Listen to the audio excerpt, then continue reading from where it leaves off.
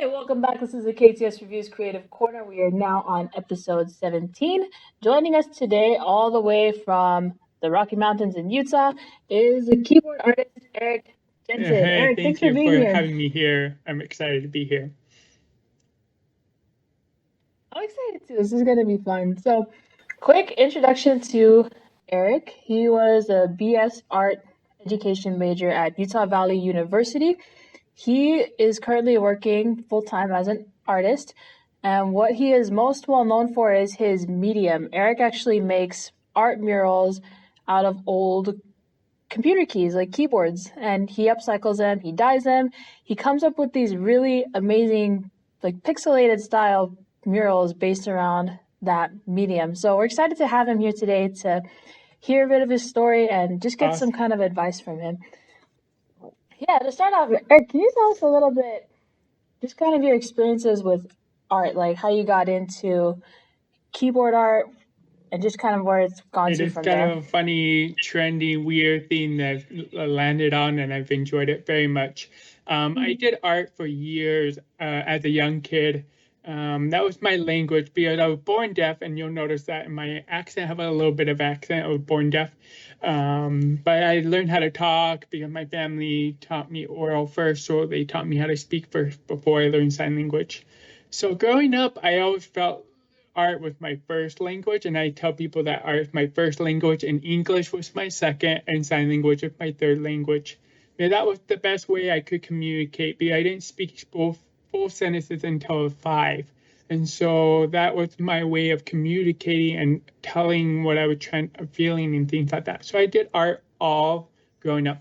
And then in middle school and high school, I had some really good ceramic teacher that just took me under and really worked with me. So I did a bunch of ceramics for about 10 to 12 years. I did ceramics, a ton of ceramic sculpting, wheel throwing, all that stuff. And then I went into college. I started doing ceramics, but I realized everybody's good at it. And I don't want to be like everybody else. That kind of been my motto growing up. I don't want to be like anybody else. So I just kind of was trying to do my own thing. I got my degree. I wanted to be an artist, but people kept telling me that you can't be an artist. It's a hard career. It's impossible. You can't make a living off of it. So I kind of grew up with that mentality, but it's totally false. It's not true. You can make it if you want it, and you just have to learn how to do it right. But anyway, that's a different story. But anyway, so I got a degree in art education because I was still passionate about art. I did art and American Sign Language. So I taught sign language to hearing kids and art in a hearing school. And it was awesome. I did that for about 4 years, fell in love with teaching, and it was so fun, so awesome. But then I realized I had a hole in my heart that I still wanted to be an artist. I still wanted to try it. So I decided, you know what, I'm going to try it. So I started the keyboard art. It was a college assignment that my professor gave us that we had to take something that people don't want and make it to something they want. And so I had an old keyboard, and I was like, I really don't want this. So I made a sculpture, and he's like, that's so cool, do more. So I just kind of played with that idea for a couple of years. And when I was teaching, I was like, well, this is kind of cool. So I just kind of grew it and started making more and perfecting my craft. It took about 2.5 to 3 years before they were looking good enough to be able to sell them. So at first they were terrible. And because I was the first one that was kind of doing it, I couldn't ask anybody else how to do it. And it was just really hard to keep them straight. And it also took me about a year to invent my dyeing process. Nobody really knows how I'm doing it. It's my trade secret. And I secret so that I can stay in business and stay ahead. And so that's kind of where I'm at. And so now I quit teaching about 2 years ago. And I just started doing my art, and it's been so fun. It's been wild. It's been a wild dream. It's been so fun. I love it. And now I actually have gotten so busy. I have 2 assistants that help me on site, and they just kind of help me keep me organized. They're kind of like office managers, keep me my schedule, keep me with emails, and help me clean the studio, help me pop keys, help those kind of things. But I just focus on the art aspect, and they just help me to be able to be successful. And it's been really fun. I'm really lucky to have them helping me. And usually as an artist, it's harder to get assistance. As a younger artist, I'm a young artist, but I have something so nichey, so it kind of grown into something that's, yeah. So that kind of, sorry I've talked so much, but No, no, it's great. I so love that's it. kind of the It's just story. really taken off. Like, So, wow. this is random, but I was kind of curious about this when I was looking through your portfolio and stuff. Have you ever done a self-portrait out of computer keys I before? did The Girl and the Pearl. I started doing some famous painting masters. I was kind of fun. So I did The Girl and the Pearl, and she was so popular. She got about 25 million views online, and so she helped me grow my business. And then I started a series of famous people that have influenced the technology world. And so I started doing that, and that hasn't been out yet. I'm still working on that series, but I'm going to do a series about 30 different portraits of different people that have influenced making the computer. And so I'm working on those. So I've done Awesome. 2 so far. I'm still working on those. So it's kind of an idea that I wanted to do. And as an artist, we have so many ideas, so it's kind of hard to focus on one and push it through. You get Yeah. excited about things when you're creating, and that's a good thing. It's a good sign as an artist. If you're really getting excited about a lot of different things and you have a lot of different things that you want to do, but you should kind of have to sit down and focus on one and kind of carry that through. So I just kind of put those on back burner, and I'm carrying one thing at a time so that I can discipline myself. Because as an artist, we get too excited and we kind of spread ourselves too thin. We have to stay focused on one thing and push it through until we're finished and move on to the next thing. So that's kind of what I've tried to do to myself. So I'm just trying to stay disciplined. So. Yeah. And how do you decide like what ideas you're gonna run with and which ones are like, okay, maybe I should put those on hold right now? Really depends on what your fans and the market. Because as an artist, you do have to think a little bit about the business side of it, and I study a lot of business, and so I definitely treat my art a business. It's a business, but also as an art.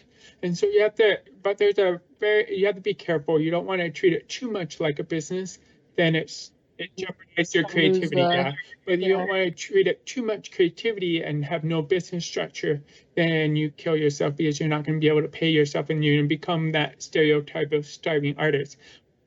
Yeah, Starving, right. yeah. And so I don't want Yeah. that to happen. So I have to go back and forth and making sure there's some business structure, doing things for customers or doing things for clients that are going to buy something, making sure that I fulfill those first. If a customer or client comes to me and say, "Hey, I would like this done," then I can help them. But also doing things that I want to do and doing things for exhibitions and things like that. So you just kind of have to balance things, and it's a time game and prioritize. So you just have to figure out what is important to you and prioritize that first, and put the second and third and fourth there, but don't prioritize them as your first. So focus on one thing and just kind of push it through until you feel like that's set. Then you can move on to another thing.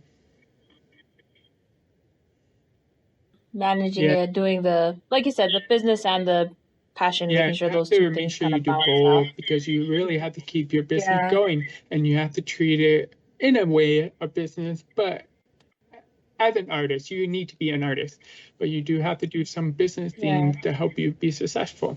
And that's kind of what I've noticed that's helped me be successful as an artist. I do follow principles of business and say, okay, so Yeah. I study those things to help me to be successful so that I can continue to do the art that I want to do, kind of thing. So. No, yeah, perfect. Let's hear. Can you expand on that a little bit for us? How was it turning your art into a business? Like, what were some things you had to learn, kind of prepare to make it successful? Um, that's a really good question. I think, It's like it could be a can of worms. I'm yeah. sorry if it's like a huge one. So when I started this business, it's now been going for about 3 years, 3.5 years, almost, or maybe it's going on 4. But I came up with the idea and I knew that it had value. And I think as a business, you have to find something that has value, whether it's a unique medium or a unique style, and you have to believe in that. So that's kind of the starting thing, that you have to find something that you believe that is going to help the world and that's going to change things. And so you have to find something that you're passionate about, that you find value in. And I find value in the recycling component of computer keys. And I find value in the beauty of it and the recycling. There's a lot I value in it. And so it just kind of drives me. But anyway, I had my teaching job. And when you start a business, you have to find some kind of income that pays the business at the beginning.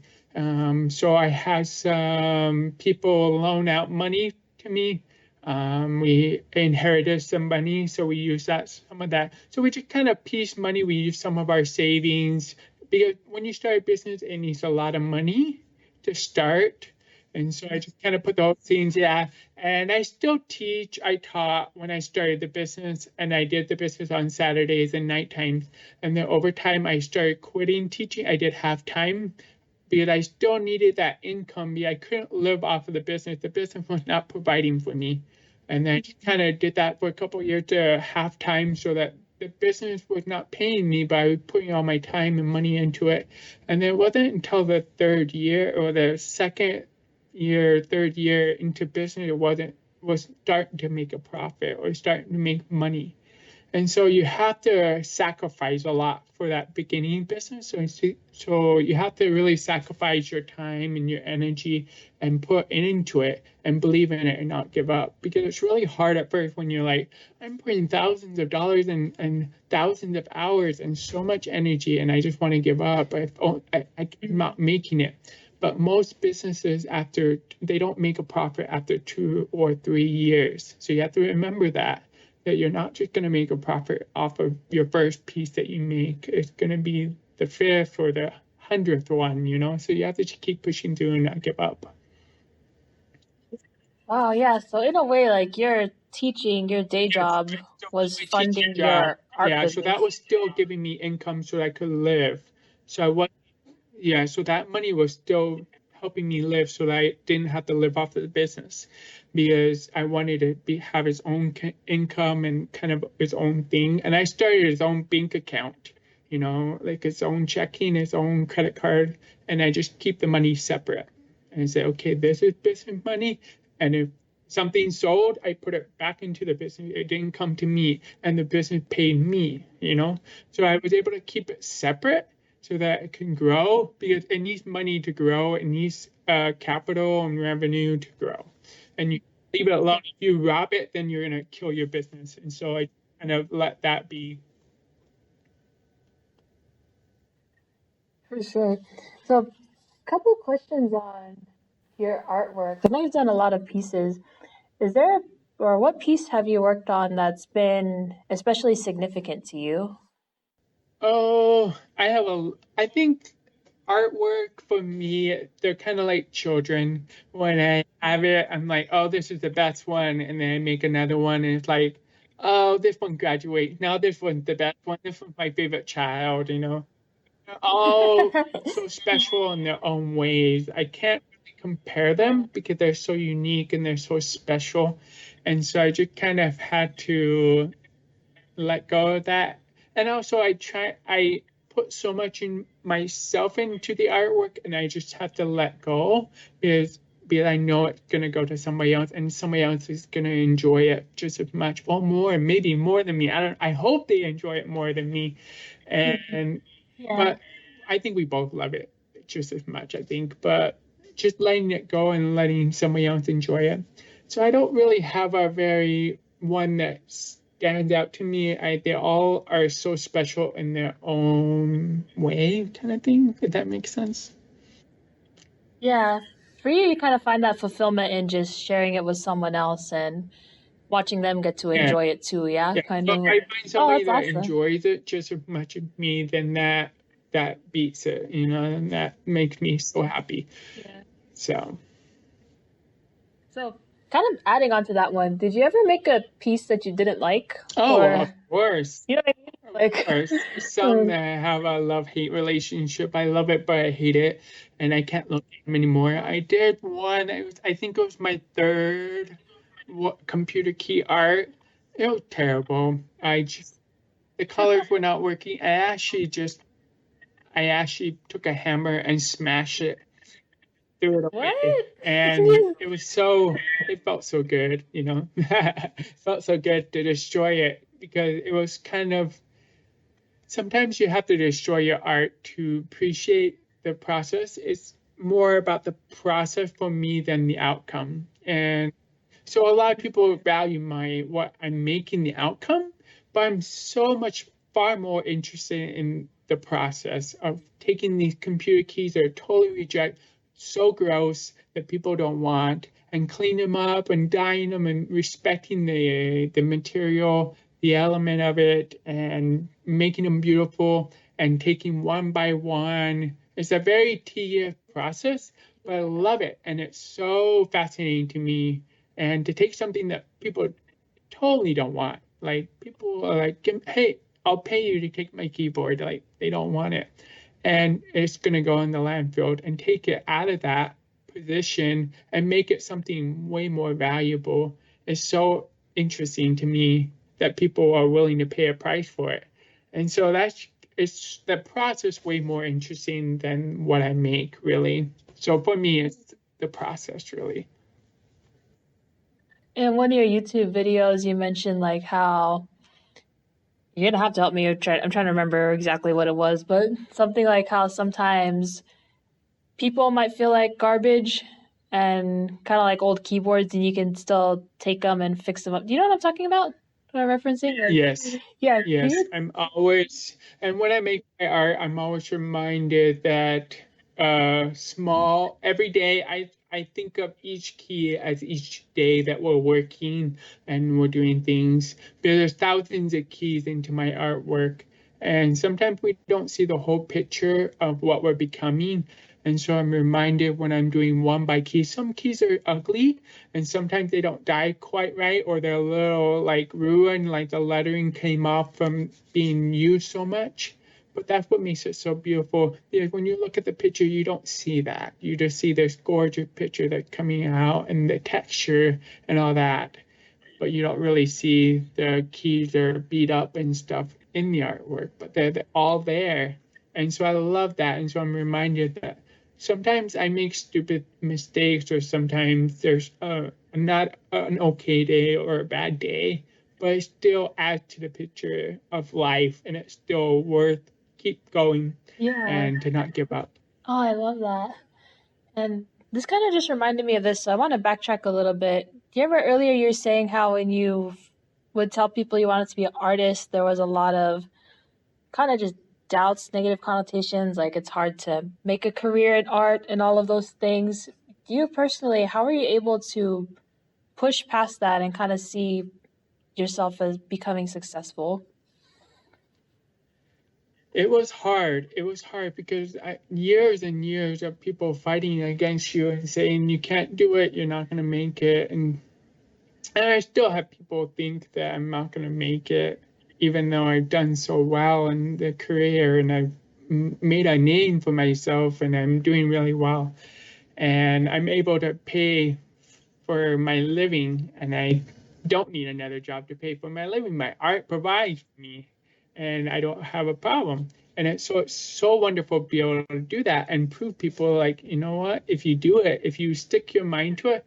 And I often tell people that people really don't, they're not trying to do it on purpose. They're just trying to protect you.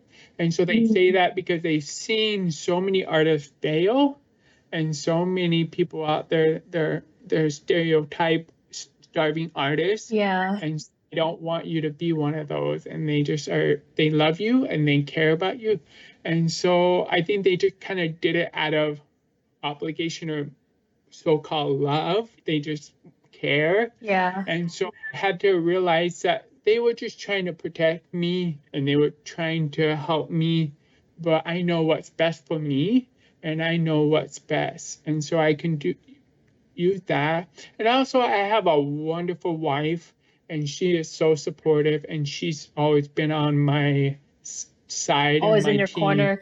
And Yeah. she's been a big cheerleader, and she's like, you can try it. And then we decided, we don't really need money right now. We just want to try it. and we live really cheap, and we sacrificed a lot Mm-hmm. when we started the business in this art because we knew we wanted to do it. And so I think you just have to follow that dream and find ways to make it work and make sacrifice if you need to make it work. And definitely seen that, like, when I was preparing for this interview, just how much of an impact your art has had on other people. One thing I wanted to ask is, I know you mentioned you were born deaf. How has your work as a deaf artist impacted people in the deaf community? So my art is not deaf related, it's more generic. It fits the hearing public or just anybody Yeah, really. I Just can deaf imagine. relate blind people. I let blind people touch my art and they can relate to it. Different people from different nationality, culture, countries, they all can relate to it.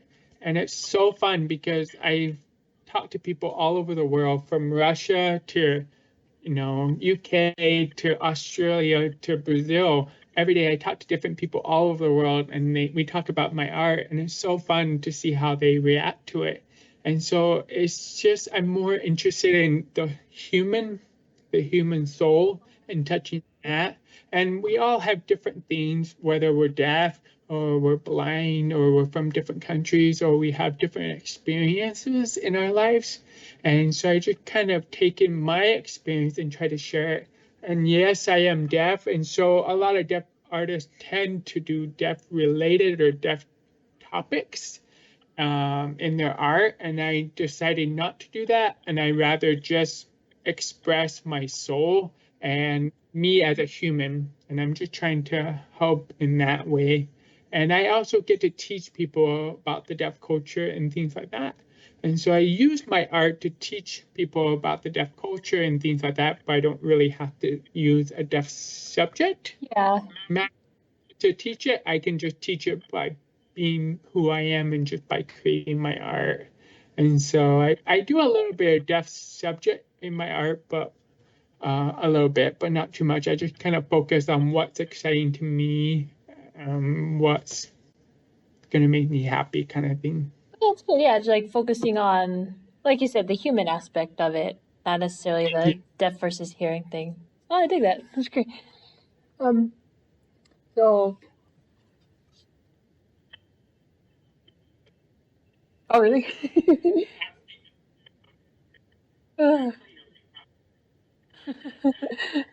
So, last question.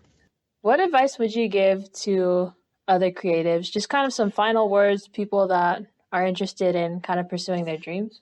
I really tell people to not give up. It's really easy to give up, but it's not worth it. You do add as an artist. We all add to our society, and we're all important, and we deserve to get paid to add to society. We deserve to be a part of the society as a as a workforce, because we are important. People value art, but sometimes they don't realize that they need to pay for it to enjoy it, to keep it growing. And it's okay to receive payment so that you can live and that you can keep creating, and that's okay. And also it's okay to be different. If something is different for you and if you're doing different things and people don't quite understand what you're doing, it's okay, because eventually somebody's going to understand you and your difference and they're going to appreciate it. And so push your difference and don't try to be like everybody else, because that's not going to work. Because I've noticed if you try to be normal and try to follow what everybody else is doing, then you're not going to stand out because you're just trying to be what everybody else is doing. And there's a lot of people doing that. Just try to focus on being different and standing out in your own way and push it, because that has value. There's value in that. So that's kind of my final words. It's okay to be different. It's okay to not be normal. Don't give up. I love it. Just kind of embrace who you are and be confident with being like a first rate version of yourself, kind of a Yep, thing. absolutely, absolutely. It's so worth it. It's so much fun when you are able to get into something that you love and do. I never feel like I'm working. I feel like I retired from teaching really young as a young artist, and I feel like I'm retired. And And you're I love, just doing this for yeah, fun. I get to do what I want, and I get to create and make people happy, and it makes me so happy. It's so much fun. I enjoy it, and I wish everybody could have this opportunity. So that's why I always want to help other artists. So if you need help or somebody to talk to, reach out to me. I'm more than happy to talk with you because I want everybody to have this opportunity to be able to be an artist. It's so much fun to be able to follow your dreams and to be able to create and do those things. It's wonderful. So I hope that you're able to get to that journey and that you find yourself in that shoe, and then you be able to return and help other people get to there. As a whole, we all work together and we can help each other. And that's what makes the art world so wonderful, that we help each other. Yeah, just kind of creating that community of helping each other, supporting one another, and Yes. keeping that end goal in mind that it is possible, it can happen. It happens for millions of people, and you, fair listeners, it can happen for you too. All Yes. right, this about wraps it up for today's episode. Eric, thanks so much again for calling in, for being here with us, and No problem. It was wonderful to be here. Thanks for inviting me on. all right, for all of you listening, you got your reviews and you've been inspired, so start getting creative.